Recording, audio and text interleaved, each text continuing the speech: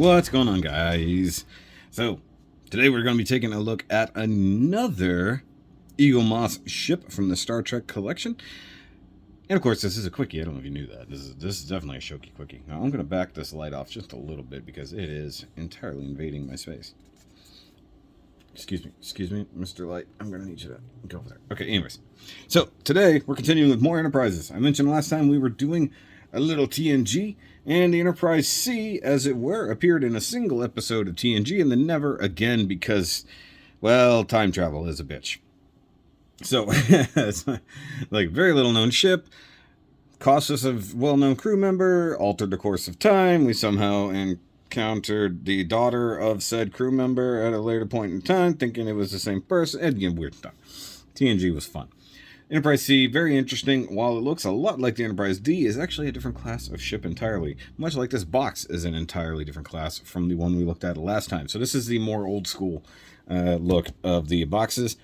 You know, got the bluish background, you got the actual thingy there. No other cool stuff going on, though I think they probably do have a the best collection or whatever they call it for this ship as well, but this is the one that was available through BBTS, so it's the one I got. And it does actually have styrofoam, not the cool like laser cut foam. You got blue stuff down here, all your warnings and all the other crap, you know. Star Trek, the different types of Star Trek, you know, you have Voyager, Generation, Enterprise, DS9, Star Trek. Bottom, nothing. You just got the emblem there and StarTrek.com. And you got ungraded right there. Cool. The XL USS Enterprise NC C1701C. By the way, these are the XLs. I don't buy the small ones because who would want the small ones? Speaking of small ones, look, they actually gave you a small book in this one as well. I'm going to raise the camera up just a little bit, give myself some room to function. And by the way, I remember to turn my camera back to 60 frames per second. The last one was probably a little bit more cinematic than I meant it to be, but it probably looked cool. So on the back side here, you got a nice CG render of the sea as it goes. Star Trek there. Then you come to the front, you got a really nice render here. So this is actually pretty cool because this thing actually has a deflector dish very similar to the refit or the Enterprise A, which is actually very different from the one that's on Enterprise B. And you're wondering, why don't I have the Enterprise B? Well, person asking questions that sound exactly like me, it's not available right now. Now, I might be able to get it directly from Eaglemoss. I need to look because I still want the Voyager, I want the Enterprise A, and I want the Enterprise B. I don't need to refit because it looks exactly the same as the A. And that was very confusing to me as a young boy who had the Micro Machine versions. Anyways, so we have the Ambassador class. That's why it's different. It is not the Galaxy class. It's the Ambassador class, which I think this is the only Ambassador we may ever see on screen. And let's see here. It was 2332, so not that far ahead of the Next Generation, probably like 20 years or something like that. Who knows? There's usually very big gaps between the different things. You get length 520 meters and decent top speed, warp 8.4. That's okay. You know, probably top of it's a day. And come to the inside, you see, let's see, the first pitch out of the past. Script going to war, filming time for action. That's interesting. Oh, that's the things here. Okay, I don't know what's going on.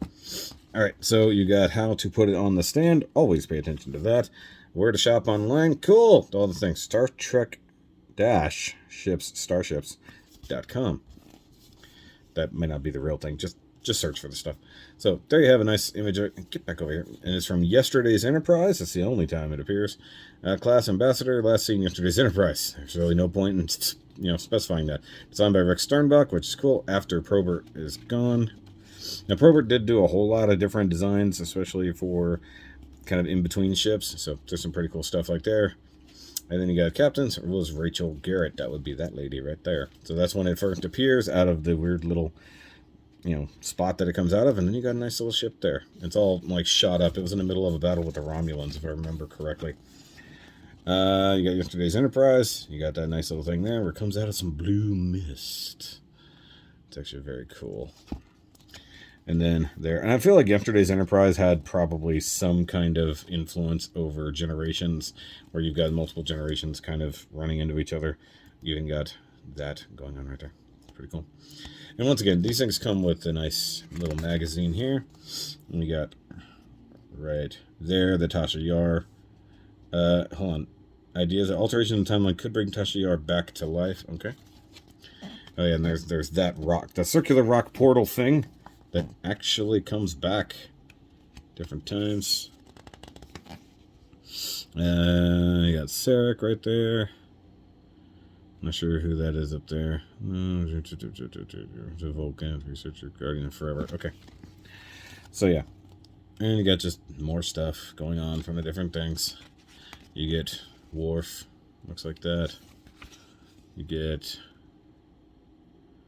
Tasha. Actually, was it? Oh, because that Enterprise disappeared altered the timeline. That's right. I couldn't remember. Yeah, that's right. That's right. That's what happened. Because Tashiar was already dead. But look at these uniforms. They're so much nicer. Slightly more evil. And you got the cool belt. So yeah, sorry. I got nothing a little more good. So, felt that the way Tasha had died in Skin of Evil. Thought the story would give the writers a chance to give her a proper death. And wanted to sacrifice her meaningful. Okay, yeah. Yeah, so the Enterprise C was gone so long ago, they were still using the, you know, those uniforms. So, you know, that's what it is. Oh, look at Riker, he's all dead and stuff. Okay, and then you got Klingons attacking while they're doing that. It's pretty cool. Makes sense we'd be fighting the Klingons, because we're always fighting the Klingons until we're not. Oh yeah, I like the mix of the uniforms. That's funny. See, that's a cool design right there. So that's Probert's original design. Still had a bit of the Enterprise B / Excelsior class there. Bit more swoopiness. Like this comes into play a little bit more with a different ship later in the world, but very cool. I like it here. And this Sternbach did a little bit more to it right there. So this design was meant to bridge the generations, as it were. So get you closer to the D. Yeah, you heard me. And then also, you know, still remind you a little bit of the good old days. And the fact, what's really strange, and maybe I should let me know down below, guys. I want to get the Enterprise B, but should I get the normal Excelsior too?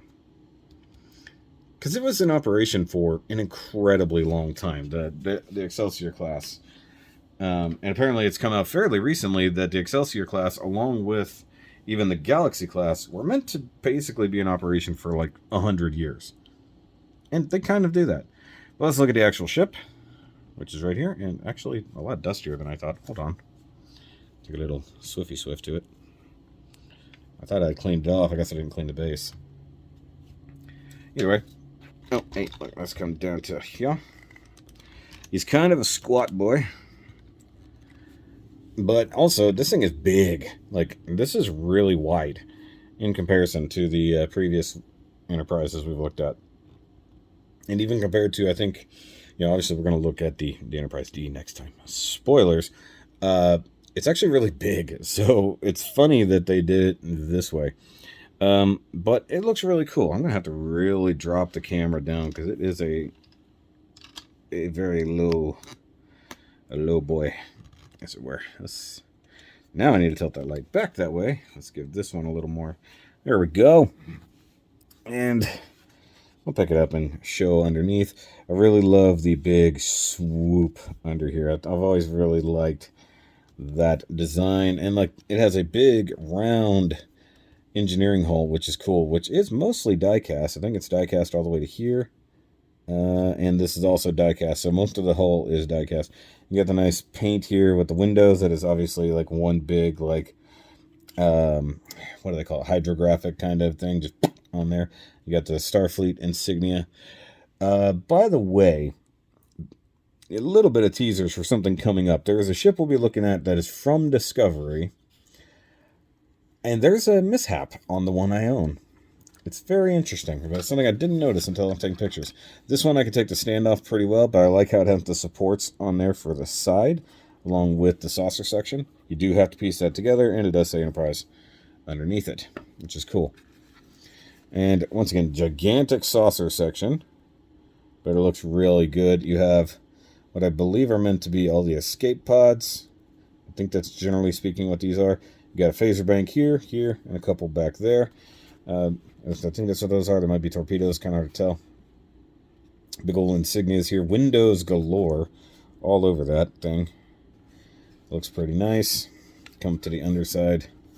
Still looks a bit like the old Enterprise. It's even got the big white light underneath it. Still has an NC 1701C. Got more phaser banks, which I guess that's what those are on the other side. They're just not round. They have the thing. Now, this is the more modern type of phaser, which is cool. All right, so here's the part I like. The kind of grill right there for the neck. Now, this is the last ship we kind of see that on in a more modern era. And yes, that is a leftover design from the Excelsior. I really like it. Come back here. I believe that is your impulse engine right back there. Even though normally done in red, it is white. And I think this thing only has one shuttle bay, and it's way back here. So still very similar to the older type Constitution class ships. Whereas you get to the Galaxy, which is a significantly larger ship, for the most part, has, what, 3 main shuttle bays? You know? And then you get the nice warping cells here, very ribbed for someone's pleasure. And they actually kind of look a bit like, photon torpedoes, which I find very interesting in my mind. Lots of detail, a little bit of Aztecing, even though that's completely unnecessary. But I like that they at least gave us some panel separation, which, like I said, I don't think is entirely necessary, but it looks good. Another phaser bank tucked away right there. Is it actually molded? Yes, it is. It looks like it's merely painted, but it is molded in. Underneath, once again, you got all these really nice panel separation, the different grays, a little bit of green tinge to it. It's good. The translucent, I think, is kind of unnecessary because it makes it look dead because there's no way it can light up. I mean, unless you put an LED thing in here to light it all and it's self-contained, there's no good way to do it. You can't wire anything. You have solid metal going into it. So that's unfortunate. It looks good under these bright lights, but if you don't have something that's going to be able to backlight that, it's going to look pretty dead. But you can see very much how they look very similar to the warp nacelles of the Enterprise D, which, once again, we'll be looking at shortly.